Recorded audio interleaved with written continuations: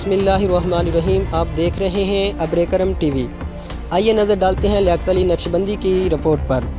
आज पीर सैयद मुदस्सर हुसैन शाह तनवीर लसानी सजादा नशीन आस्ताना आलिया अलीपुर सीधा शरीफ तशरीफ़ फरमा हुए प्रोफेसर हाफ़िज़ ग़ुलाम महीउद्दीन नक्शबंदी दामत बरकातहुम आलिया से तफसीली मुलाकात हुई।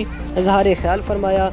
इन उमूर पर ज़ोर दिया कि असर हाज़िर में सहाबा कराम और अहले बैत अतहार दोनों से मोहब्बत करने और इनके अखलाक हसना को अपनाने पर ज़ोर दिया जाए। इंतशार और इख्तिलाफ से बचना नहायत ज़रूरी है। इसी से ही उम्मत मुसलमा का उरूज वाबस्ता है।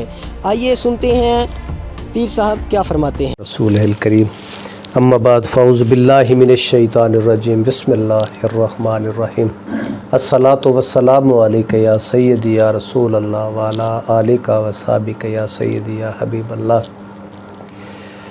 बतौर आस्ताना आलिया नक्शबंदिया लासानी आलीपुर सईदा शरीफ का खादिम होने के नाते और खाकरूब दरगाह आलिया होने के नाते से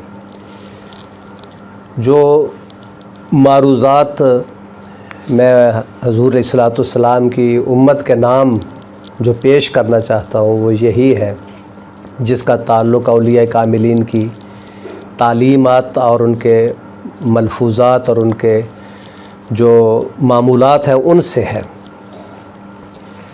नबी मुकर्रम सल्लल्लाहु अलैहि वसल्लम की ज़ात अक़दस से कामिल मोहब्बत और हज़ूर अलैहिस्सलाम की कामिल इत्तबाए सुन्नत, ये औलिया का मशरब है।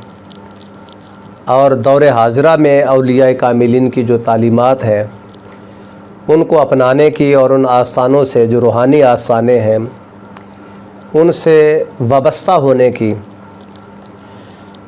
ज़रूरत जो इस दौर में है वो शायद मेरे लिहाज से वो कभी भी ना रही हो। लिहाजा अहल सुन्नत व जमात के दामन से वाबस्ता रहते हुए औलिया कामिलीन की तालीमात से हम बहरामंद हों, बहरावर हों। उलमाए हक्का के साथ हमें निस्बत रखनी चाहिए, उनकी तालीमात से इस्तिफ़ादा करना चाहिए।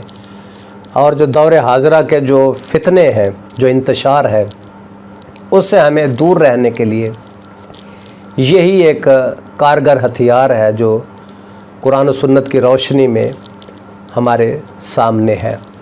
और इसीलिए अल्लाह ताला ने हमें बार बार जो हुक्म इरशाद फरमाया है औलिया की निस्बत का, उलमाए हक्का के सोहबत से फैज़याब होने का, दौर हाज़िरा में उसकी अशद ज़रूरत है। और हर इंसान जो सवा ईंट की या 1.5 ईंट की मस्जिद बनाता है, अल्लाह ताला हमें इन तमाम फितनों से महफूज व मामून रखे। और इन तमाम फितनों में सबसे बड़ा फितना जो है वो ख़त्म नबूवत के एतबार से है। तो लिहाजा ख़त्म नबूवत के हवाले से भी तमाम उम्मत को एक 1 पॉइंट एजेंडा जो है उस पर अमल पैरा होना चाहिए।